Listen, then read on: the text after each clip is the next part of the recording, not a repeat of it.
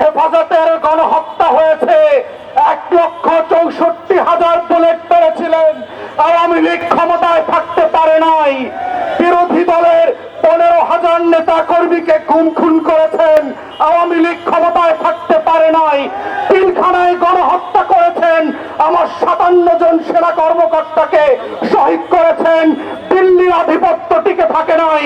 নির্বাচন ব্যবস্থা ধ্বংস করে দিয়েছেন।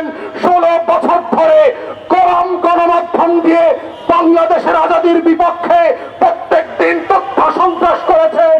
আওয়ামী লীগ ক্ষমতায় থাকতে পারে নাই। পরিষ্কার বক্তব্য, বাংলাদেশের মাটির রং বোঝেন নাই, আজাদির রং চেনেন নাই। ওটা আওয়ামী লীগের পতাকার রং না, ওটা লাল সবুজের রং। ওটার জন্য লক্ষ লক্ষ মানুষ জীবন দেওয়ার জন্য যেমন প্রস্তুত আছে, আগামী দিনেও থাকবে। অতএব শত্রুরা সাবধান, লক্ষ্য বলে প্রস্তুত রাখতে পারেন। আমরাও লাল সবুজের পতাকা বুকে পেঁচিয়ে দিয়ে বাংলার আনাচে কানাচে আমার স্বাধীনতা আজাদির লড়াই চালিয়ে যাব।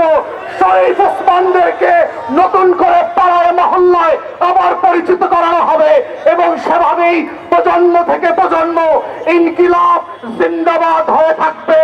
ইনকিলাব, ইনকিলাব।